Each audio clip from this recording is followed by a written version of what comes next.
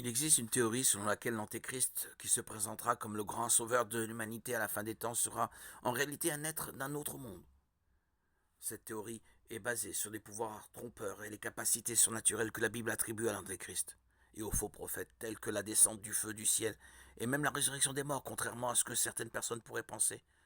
La bête ne viendrait pas en tant qu'extraterrestre d'une autre planète, comme on le voit souvent dans les films de science-fiction, mais plutôt comme un être évolué, puissant, et surtout capable de répondre à toutes les questions qui ont toujours intrigué l'homme. Cette théorie de l'être d'un autre monde semble plus réelle que ce que nous pouvons imaginer. De nombreux chrétiens y croient, notamment en se basant sur des passages de la Bible. Dans le livre de la Genèse relatant diverses rencontres entre des êtres humains et des entités d'un autre monde, par exemple, des anges déchus se sont matérialisés et ont eu des enfants avec des filles, des hommes. Avant le déluge, des anges ont visité la maison de Lot alors qu'il vivait avec sa famille à Sodome, et Dieu lui-même a visité Abraham et Sarah à travers des anges et a mangé avec eux lorsqu'il leur a fait la promesse d'avoir eu un fils.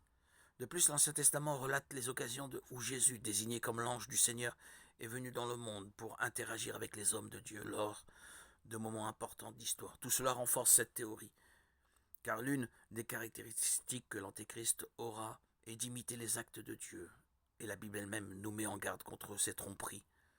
Dans l'Évangile selon Matthieu chapitre 24 et dans la lettre aux Thessaloniciens chapitre 2, il est également important de se rappeler que d'autres cultures mentionnent des visiteurs d'un autre monde. Dans leur littérature, les écrits des anciens peuples décrivent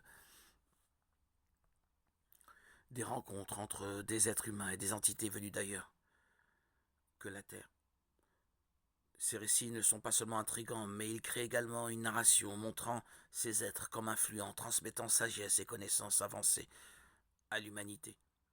L'image d'un être supérieur pourrait bien conquérir les gens et les dirigeants politiques et religieux en leur faisant croire qu'en tant qu'individus meilleurs et plus capables, ils auraient le droit d'être le grand leader de l'humanité.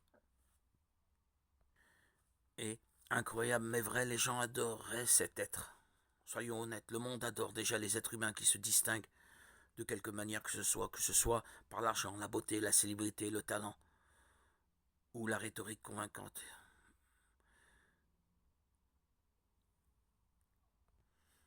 Imaginez la taille de l'idolâtrie qu'une personne aussi grandiose et sage pourrait générer.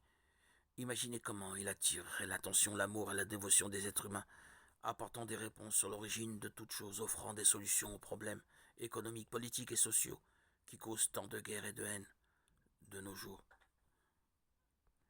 Assurément, cet être serait vu comme le Messie venant des cieux, avec la paix et le salut entre ses mains.